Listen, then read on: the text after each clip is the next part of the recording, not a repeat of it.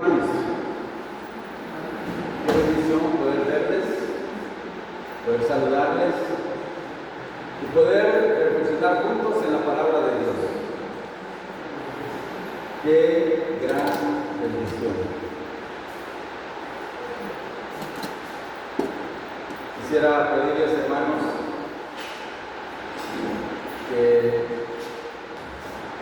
estén orando por nuestra hermana Marlene.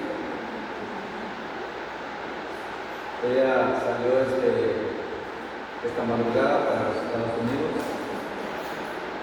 para visitar a su familia. Oremos por ella, que se goce con su familia, que pueda disfrutar el tiempo y regresar también. Oremos unos por otros. La Biblia nos manda que debemos orar unos por otros, que debemos estar pendientes los unos de los otros. Algo más o menos de lo que vamos a estudiar esta mañana. Voy a pedirles que abran sus Biblias en la carta de Pablo a los Gálatas. Estamos estudiando esta carta a los Gálatas desde hace varios domingos. Espero que podamos terminarla antes de salir también nosotros. Vamos a estar fuera, hermanos, unos 2 meses, pero vamos a estar orando por ustedes y recordándoles cada día. Dios nos da esta oportunidad de poder visitar también a la familia. Tenemos 6 miembros, solo uno tenemos cerca que podemos ver más frecuentemente, y 6 están fuera del país. Necesitamos tener contacto con esos miembros, compartirles la palabra de Dios. Sus padres lo están haciendo, gloria a Dios por eso, pero nosotros necesitamos ir también y hablar con ellos. Nos vamos a soltar, y gracias al Dr. Carlos que me ha dado la oportunidad de compartir más acerca de la palabra, porque de verdad vamos a estar fuera unos 9 domingos, 10 domingos fuera. Entonces, gloria a Dios por la oportunidad de compartir la palabra de Dios. Y antes de que leamos el pasaje del capítulo 6 de la carta a los Gálatas, quisiera hacer una pequeña introducción del mensaje de esta mañana. Quisiera comenzar diciendo que el pecado es una realidad en la vida de todo creyente en Cristo Jesús. Lo es por naturaleza en la vida de las personas que no son cristianas, que no son creyentes. Pero también es una realidad en la vida de nosotros. Peleamos, nos enojamos, mentimos, hacemos cosas que no debemos hacer. Por eso tenemos que reconocer que somos pecadores. En 1 de Juan, en capítulo 1, versículo 8, dice la palabra de Dios como una advertencia para nosotros: si decimos que no tenemos pecado, nos engañamos a nosotros mismos y la verdad no está en nosotros. Y en ese mismo capítulo, el versículo 10, dice lo siguiente: si decimos que no hemos pecado, le hacemos a él mentiroso y su palabra no está en nosotros. Sí, hermanos, no podemos hacernos los santitos, los santurrones. Somos santos por la santidad de Jesús que nos ha sido otorgada a nosotros desde el momento que creímos. Pero también la Biblia nos enseña que debemos crecer en santidad. Debemos ir dejando todo ese lastre que acumulamos en nuestra vida anterior. Debemos ir dejándolo poco a poco con la ayuda de Dios. Algunos lo hacen más rápido, otros más lento, pero todos estamos en esa lucha. Y como hemos visto en esta carta de Gálatas, que hay una guerra espiritual en nosotros. Dice que la carne y el espíritu se oponen entre sí. Se oponen. Y esa guerra espiritual sucede todo el tiempo en nosotros. Todo el tiempo.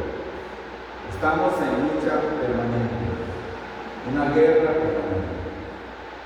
También en Santiago, en el capítulo 3, versículo 2, la primera parte dice: porque todos ofendemos muchas veces. Todos ofendemos muchas veces. A veces lo hacemos premeditadamente, ¿verdad? Todavía no se nos ha quitado el acto de decir: odio a esa persona. Es muy fácil decir, pensamos, ofendemos todos muchas veces. Por eso, porque estamos expuestos al pecado, por eso necesitamos continuamente la armadura de Dios para poder estar firmes contra las acechanzas del diablo y resistir en el día malo. Eso es lo que nos dice Efesios, el capítulo 6, Efesios 6, 11 y 13.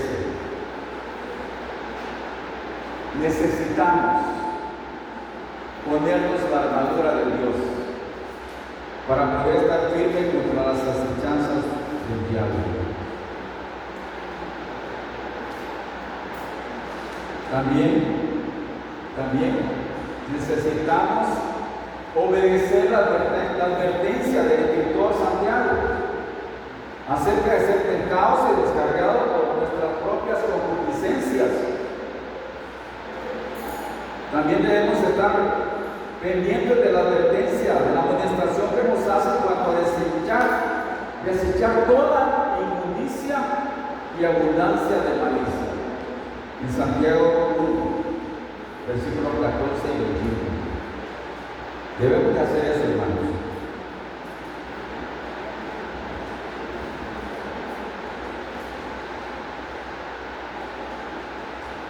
En el capítulo 5 de Gálatas, el último versículo, dice, Gálatas 5, 26, no nos hagamos vanagloriosos, irritándonos unos a otros, envidiándonos unos a otros. Este es un llamado de atención para nosotros. No nos hagamos. ¿Por qué? Porque son actitudes pecaminosas, son marcas para los creyentes, especialmente que no crecen en la vida cristiana, creyentes inmaduros, que ponen sus propios intereses por encima de los intereses de los hermanos. La Biblia claramente nos dice en Filipenses, el capítulo 2, quiero leerles este pasaje. Filipenses 2. Miren cómo nos dice, nos llama la atención. Del versículo 1, Filipenses 2:1, dice: por tanto, si hay alguna consolación en Cristo, si algún consuelo de amor, si alguna comunión del Espíritu, si algún afecto entrañable, si alguna misericordia, completad mi gozo, sintiendo lo mismo, teniendo el mismo amor, unánimes, sintiendo una misma cosa. Nada hagáis por contienda o por vanagloria. ¿Te cuenta? Lo mismo que está diciendo Pablo en Gálatas. Nada hagáis por contienda o por vanagloria, antes bien con humildad, estimando cada uno a los demás como superiores a él mismo. Con humildad, sinceramente. Y mire el versículo 4, no mirando cada uno por lo suyo propio, sino cada cual también por lo de los otros. En la iglesia tenemos que cuidarnos unos a otros. Por eso Pablo, lo que dice el versículo 26,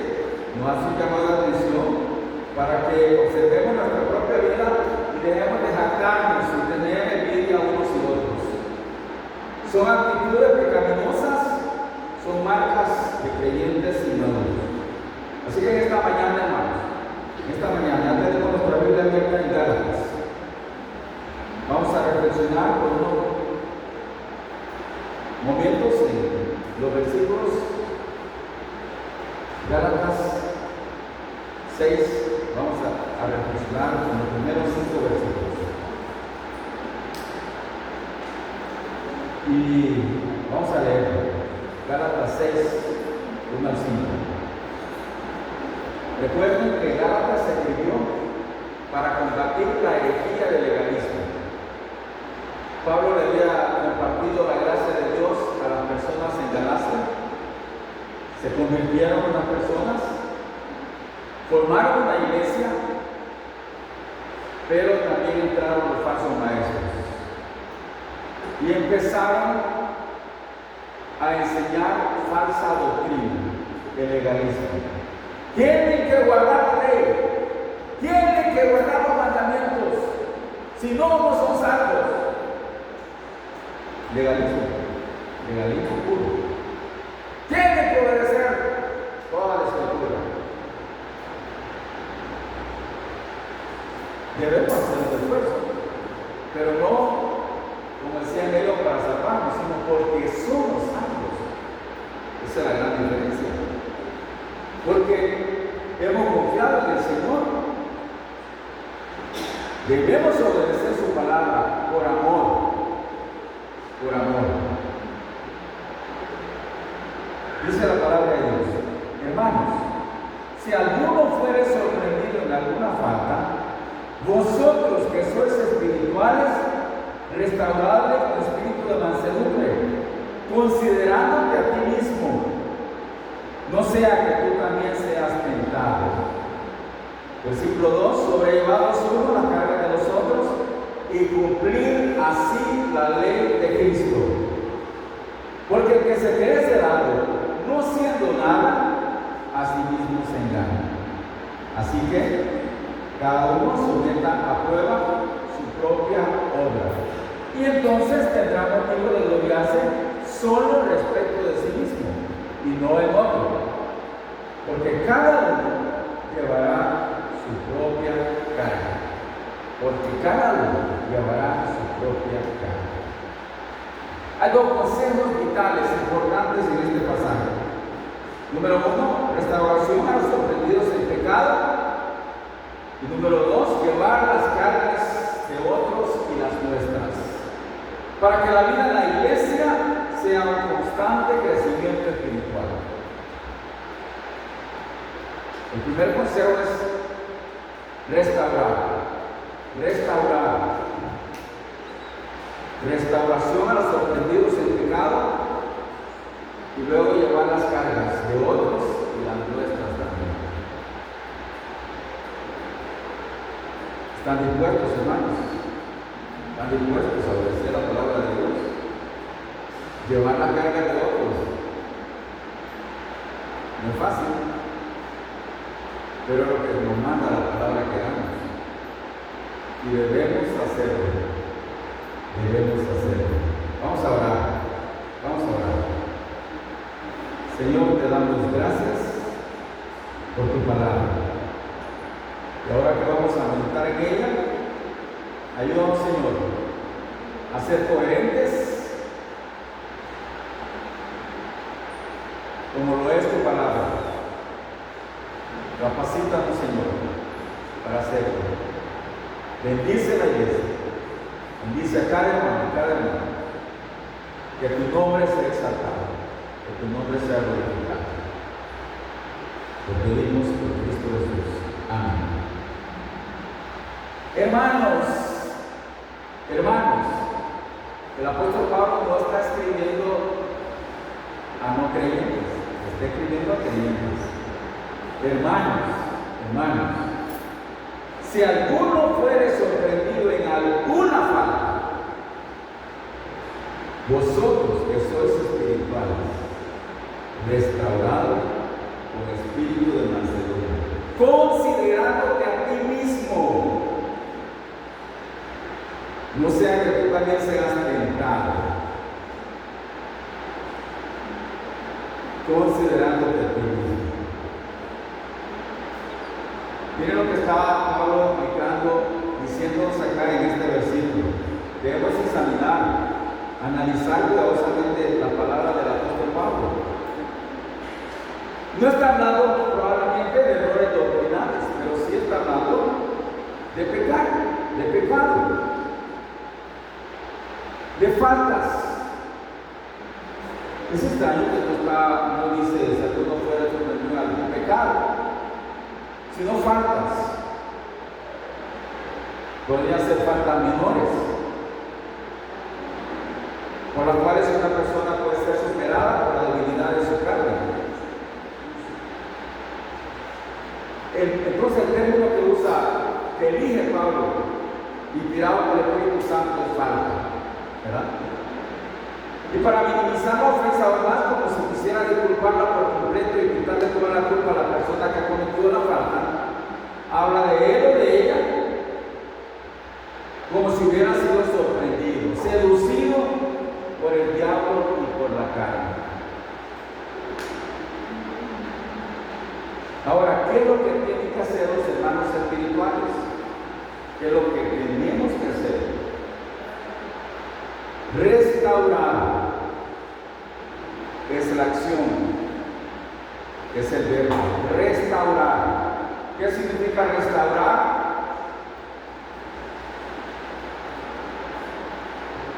Hace poco, en este edificio ya se están presentando algunas fisuras, algunas fallas.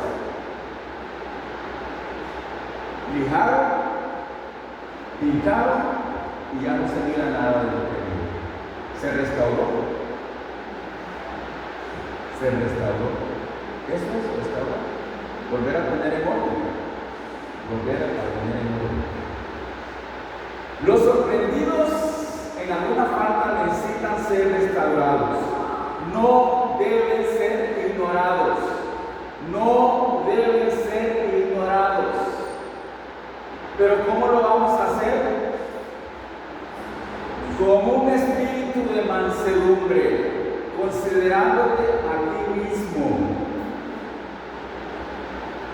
Considerándote a ti mismo. Mira lo que dice un escritor bíblico, John Stott, acerca de esta palabra, restaurar.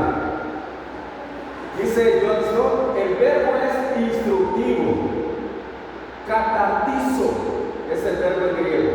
Catartizo significa poner en orden y por lo tanto restaurar a su estado anterior. Se usaba en el griego secular como un término médico para reparar un hueso fracturado o dislocado. Y de una manera, no tanto que ver con esto, como restaurar faltas, pero en Marcos 1:19, el escritor lo usa la misma palabra cuando habla de que las personas a quienes Jesús le estaba hablando se encontraban remendando sus redes. Entonces tiene que ver también con restaurar, con remendar, con enmendar, con volver a poner a su estado anterior. Los hombres a quienes Jesús evangelizaba estaban remendando sus redes.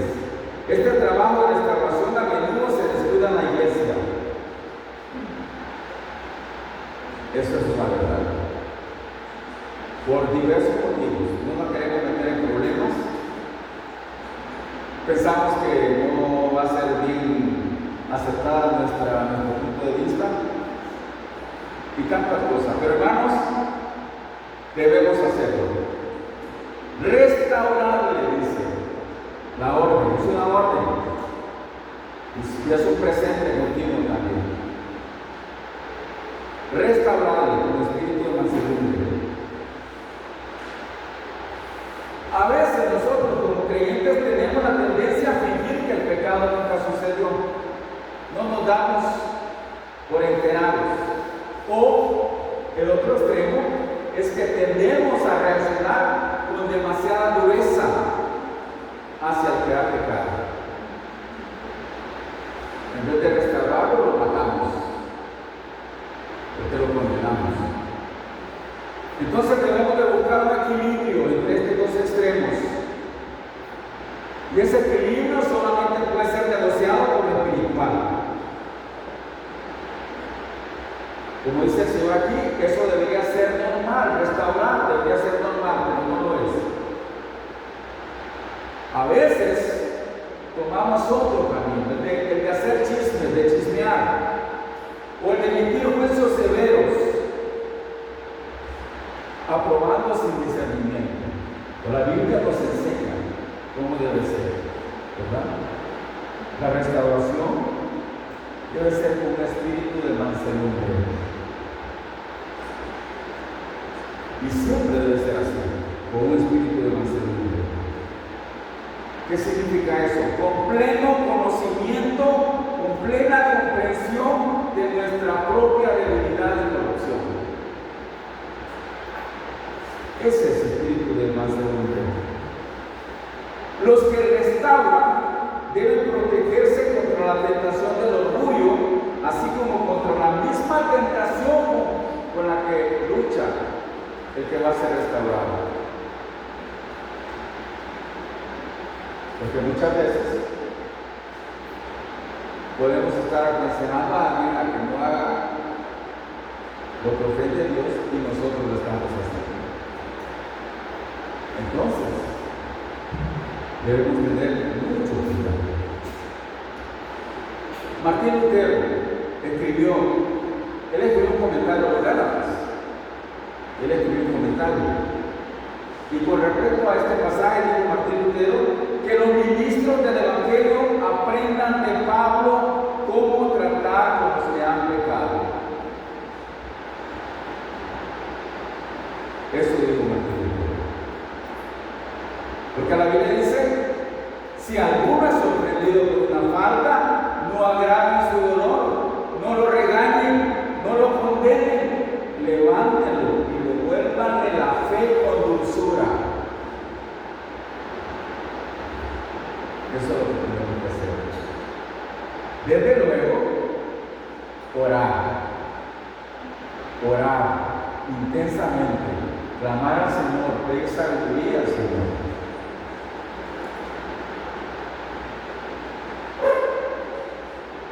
Y esto nos enseña, hermano, porque estamos hablando que la mansedumbre nace de un sentido de nuestra propia debilidad y propensión al pecado. Todos fallamos, todos pecamos. Y la cuestión es que no solamente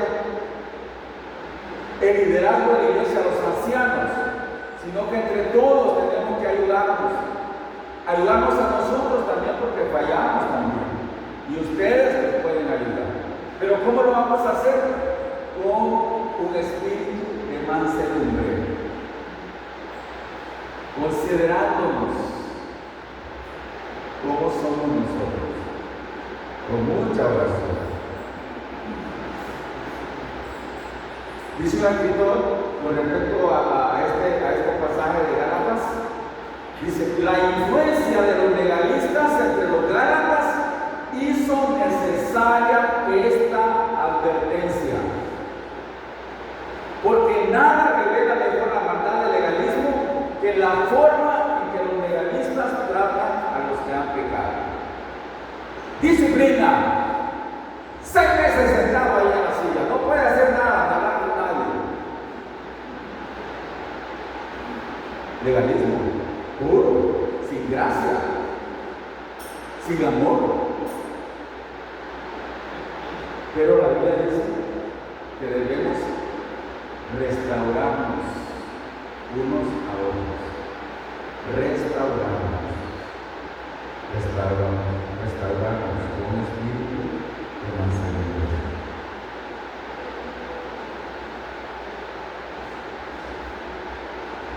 Quisiera llevarles al Evangelio de Juan, el capítulo 8. Juan 8.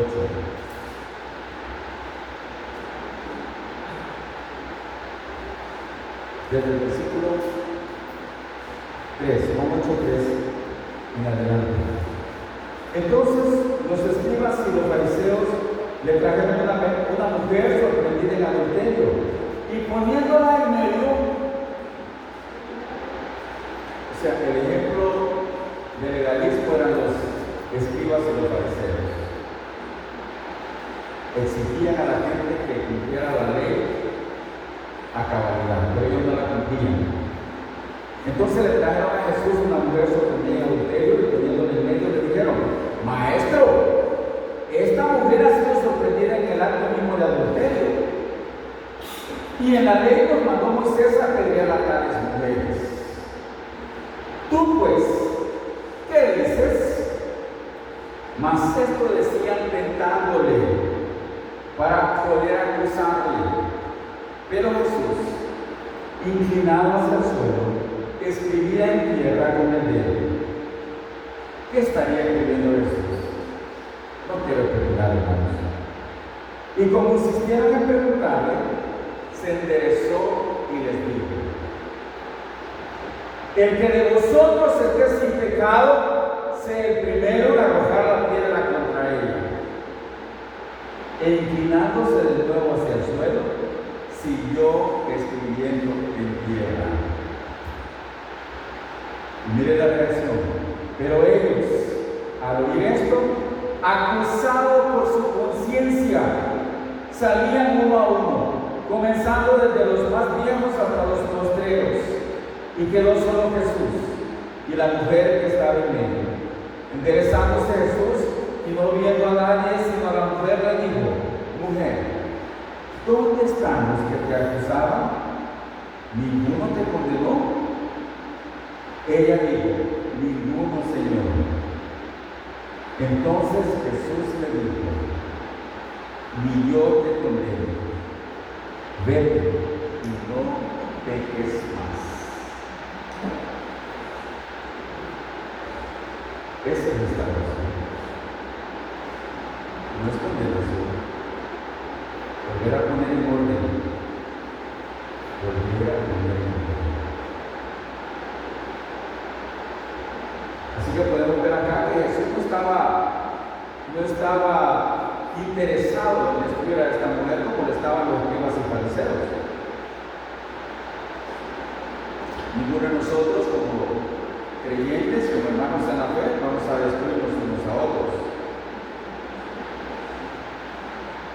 Ahora, el Señor en Mateo 7:1 dice: no juzguéis para que no seáis juzgados. Y este versículo es usado con mucha frecuencia por algunos para oponerse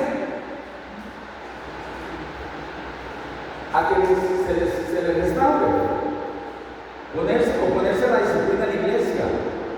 Y muchas veces también es usado por personas que no son creyentes en cuanto a ciertos males y pecados. No juzguéis para que no seáis juzgados. Ahora, en el contexto de Mateo 7:1, nosotros podemos leer ahí que el Señor le pide a la persona que está juzgando que saque primero la viga que está en su ojo para sacar después la paja que está en el ojo del hermano. O sea, considerándote a ti mismo. Considerándote a ti mismo. No podemos ir como legalistas con el machete desenvainado a destruir al hermano, sino el pasaje está hablando de restauración. Y el Señor enseña también eso, ¿verdad? El Señor enseña también eso. Le dice a la persona: primero saca la viga de tu ojo, ponte a cuenta con el Señor, reconcíliate con el Señor, ora al Señor, pide al Señor, y después saca la paja que está en el ojo de tu hermano. Los creyentes espirituales restauran a un creyente caído cuando éste reconoce su falta como falta, como pecado. Y hasta que una persona lo admita, no puede ser ayudado a salir de él. O sea, también tenemos eso. ¿Recuerdan el pasaje de Mateo, capítulo 18? ¿verdad?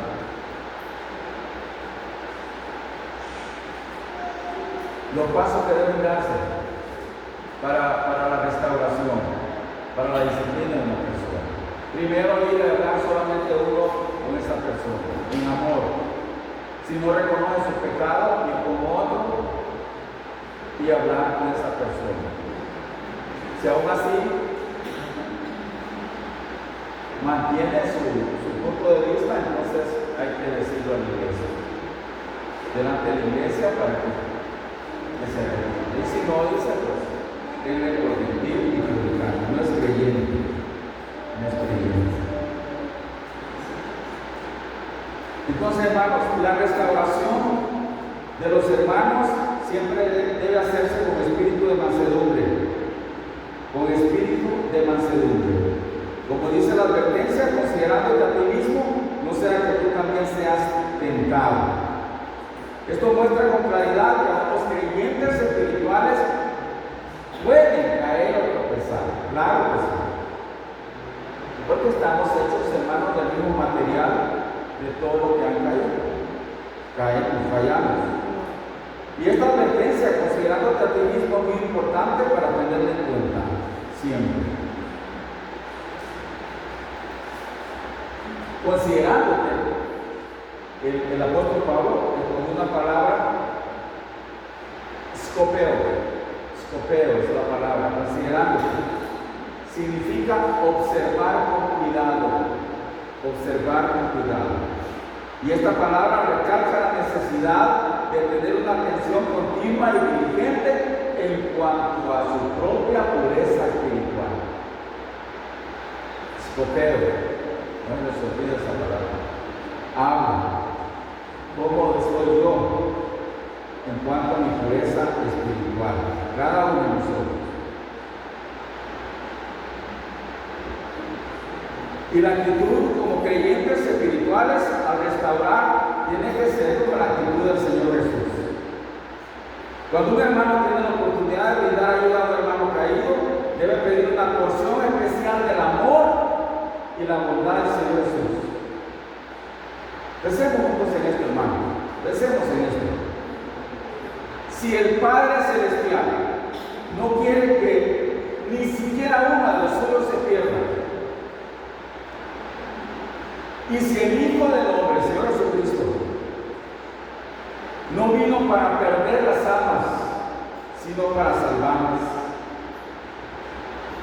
según Mateo 18:4 y Lucas 9:56, podemos nosotros entonces hacernos esta pregunta: ¿cuánto menos derecho tenemos nosotros, sus seguidores, a ser destructivos antes que ser instrumentos de bien?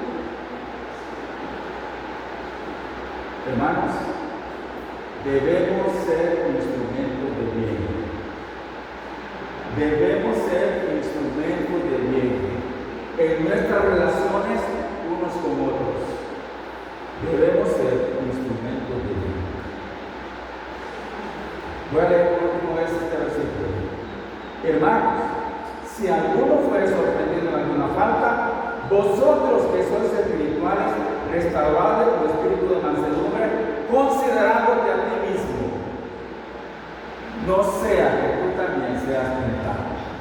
Y los versículos del 2 al 5 es el punto 2: llevar las cargas nuestras, llevar las cargas nuestras y las de otros.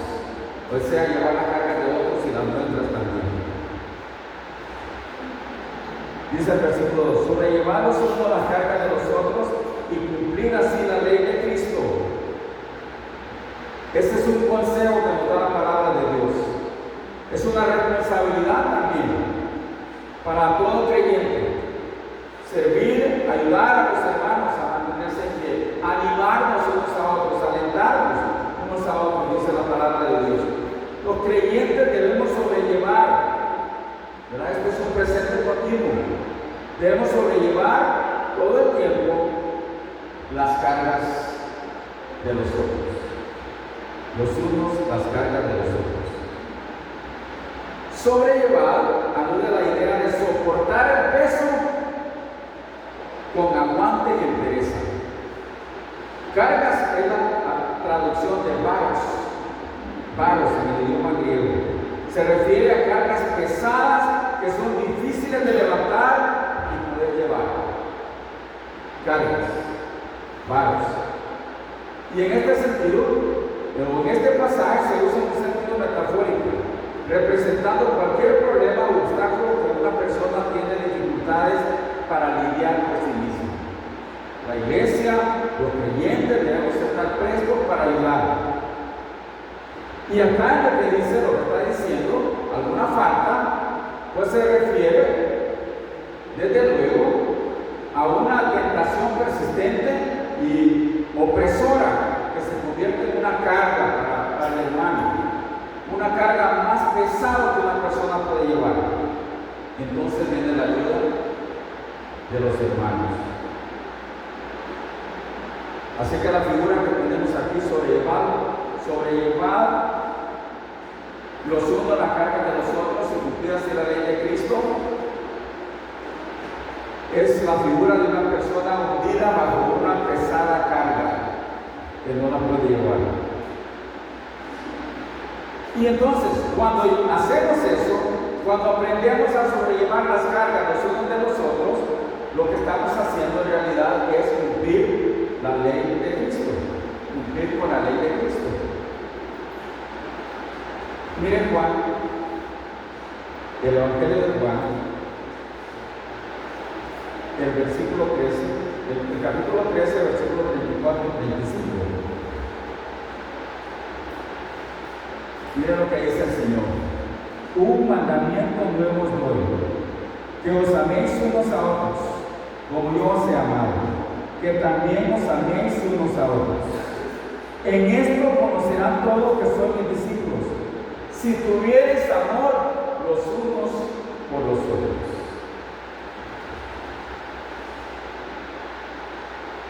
Y también en Gálatas 5:14, habíamos anteriormente este pasaje.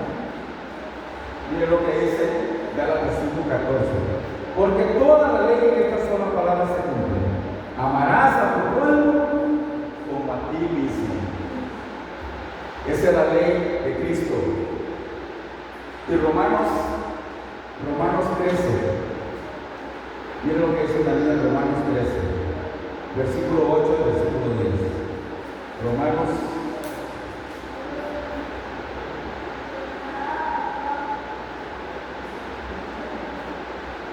dice el versículo 8. Mire lo que dice el versículo 8. No debáis a nadie nada, sino el amaros unos a otros, porque el que ama al prójimo ha cumplido la ley. Y el versículo 10. El amor no hace mal al prójimo, así que el cumplimiento de la ley es el amor. El cumplimiento de la ley es el amor. Esa es la ley de Cristo, la ley del amor, la cual cumple todo el conjunto de la ley de Dios. Ámense unos a otros. Nosotros encontramos acá que el apóstol Pablo luchó contra los legalistas gálatas. Y aquí nuevamente los ataca. Pablo les dice: ¿quieren cumplir la ley? Bueno, aquí está la ley. Sobrellevados uno la carga de los otros y cumplir así la ley de Cristo. En amor. En amor. Y el versículo 3 dice: porque el que se cree ser algo no siendo nada, a sí mismo se engaña. Qué terrible esto, hermanos. Qué tremendo. Esto nos baja todos los humos. De verdad. El que se cree ser algo no siendo nada, a sí mismo se engaña. Es el orgullo contra uno mismo. El orgullo no necesariamente dice soy mejor que tú.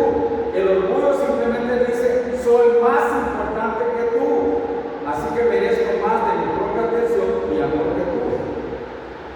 En cambio, la humildad dice: yo no soy más importante que tú. Yo no soy más importante que tú. Déjame ocuparme de tus cargas y necesidades. Cuando alguien se cree ser algo no siendo nada, también ahoga su ministerio. Es importante entender que Pablo escribió a cada creyente a cada creyente, cuando digo no siendo nada, no quería decir que algunos creyentes son algo y otros son nada, y el problema sea que los nada piensen que son algo, sino Pablo está enfatizando lo que ya leímos en Filipenses 2, 3 y 4, ¿recuerdan? Nada hagáis por contienda o por vanagloria, nada hagáis, antes bien con humildad, estimando cada uno a los demás como superiores a él mismo, no mirando cada uno por lo suyo propio, sino cada cual también por lo de nosotros. Hermanos, aquí vemos nosotros algo maravilloso. Debemos ser una comunidad en la que todos somos admirados y nadie es menospreciado. Lo voy a repetir. Debemos ser una comunidad en la que todos somos admirados y nadie es despreciado. ¿Por qué? Dice, así mismo se engañan. Y hay pocas cosas más engañosas que el orgullo. Ser orgulloso es estar ciego, ciego al favor de Dios, ciego a los dones de Dios que nos da con toda libertad, ciego a nuestro pecado y depravación, ciego a lo bueno de los demás y ciego a las necesidades del egocentrismo. Ese es el orgullo. Ese es el orgullo. Y es una realidad que nos enojamos cuando alguien nos engaña. Pero hermanos, no aprendemos a medir el peligro cuando nos engañamos a nosotros mismos. Es algo grave y terrible engañarse a uno mismo. Es algo grave.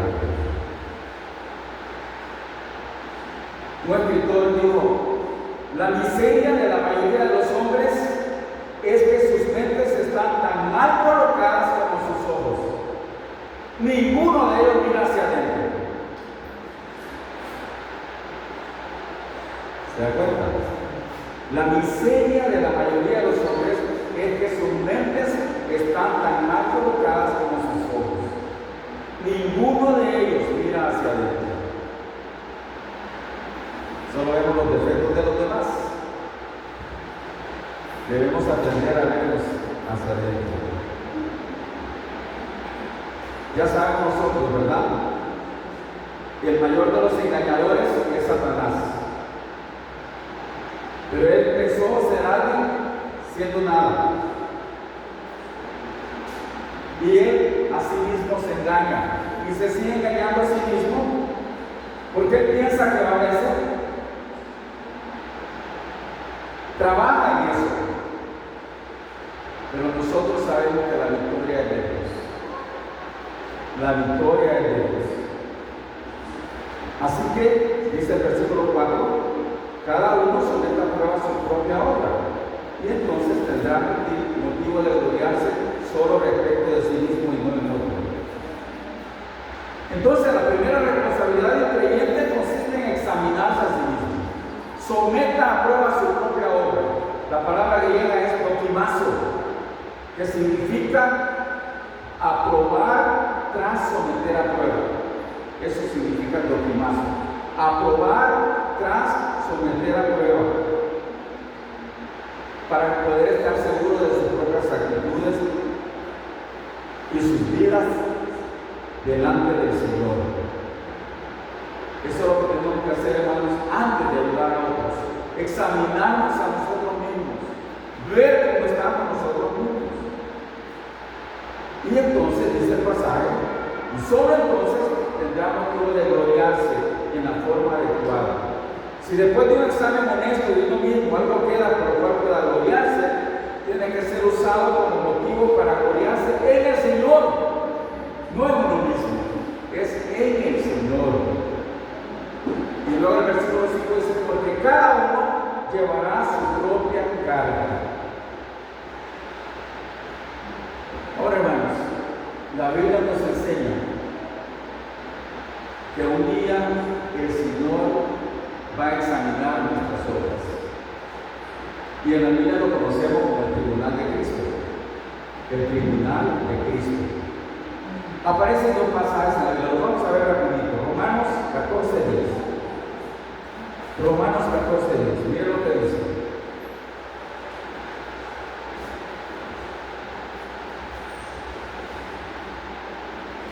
Romanos 14:10.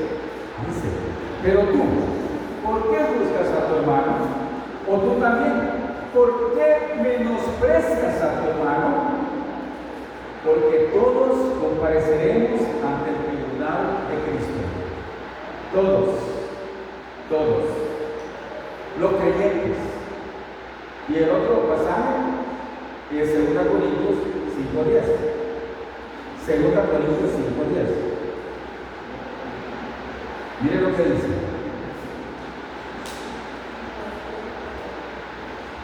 Porque es necesario, ¿cómo comienza este versículo?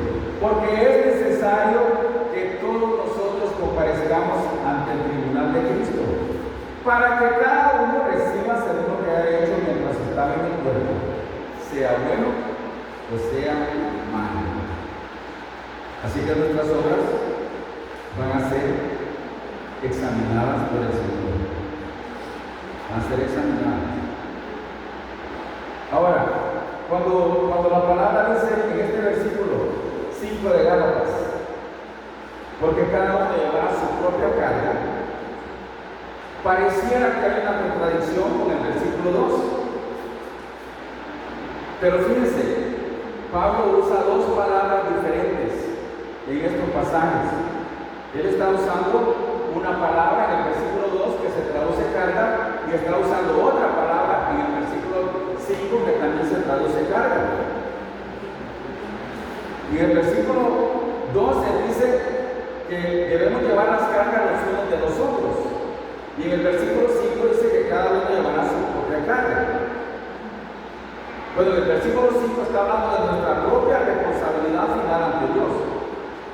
Y en el versículo 2 nos está hablando de la necesidad que tenemos de cuidar a los demás hermanos en Cristo, de cuidar el cuerpo de Cristo. La palabra, en el versículo 5, Pablo usa la palabra fortión. Se refiere a cualquier cosa que se lleva, sin una connotación específica de dificultad, sino cualquier cosa que se lleve. O sea que se utilizaba en general para aludir a las obligaciones normales de la vida de cada persona, y eso es una responsabilidad como llevar su propia carga, sin tener que reclinarse en los demás. Esa es la palabra fortión. Y en el versículo 2 decía que era la palabra vagos, que son cargas pesadas, son cargas más pesadas que una persona pueda llevar. Por eso necesita la ayuda de otros. Y por eso el texto dice sobrellevar a los unos la carga de los otros. Mientras que la palabra fortión se refiere a las cargas que cada uno tiene, que cada uno lleva. Ahora, hermanos, como leímos en el tribunal de Cristo, cada uno de nosotros vamos a ser responsables de nuestras propias cargas, de nuestras propias obras. Cada uno. Pero mientras llegue ese momento, podemos ayudar a otros a soportar sus propias cargas también. ¿Cómo podemos concluir nosotros este mensaje? Bueno, tenemos que reconocer que tenemos un doble trabajo como creyentes. Cuidarnos a nosotros mismos, examinarnos interiormente. La Biblia nos llama la atención a eso. Examínense ustedes mismos. Continuamente lo hemos estado haciendo. Pero también tenemos que llevar las cargas de los hermanos. Tenemos que hacer eso también. Un doble trabajo de parte del Señor. ¿Cómo vamos a llevar las cargas de los hermanos? Oremos por ellos. Pidamos al Señor con fe, clamemos al Señor Hagamos una lista y tengámosla ahí ante nuestros ojos cuando estamos orando al Señor. Oremos unos por otros y estemos pendientes unos de otros. Seamos esa clase de hermanos que cada domingo pasamos lista. Y cuando hace falta un hermano le llamamos, le animamos. No solo el trabajo de los líderes, es el trabajo de todos, hermanos. Es un trabajo que todos debemos llevar a cabo. Tenemos que vivir para nuestro Señor Jesucristo, haciendo cada cosa que nos corresponde hacer de la mejor manera, porque un día vamos a comparecer ante Él.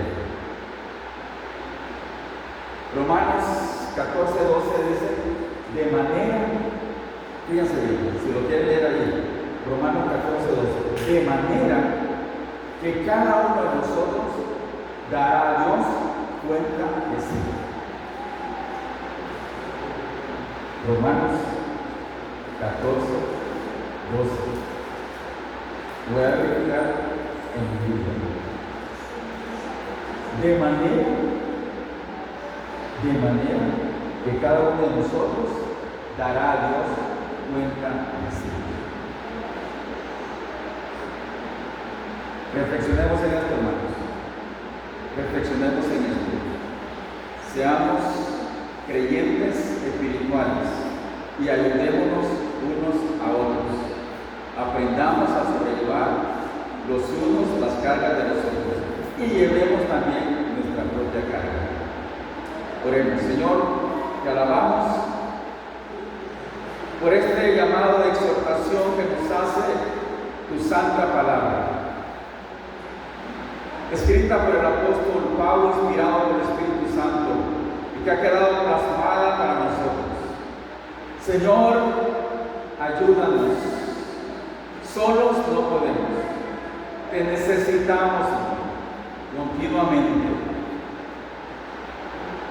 Como los niños aprendieron este versículo, separados de ti, nada podemos hacer.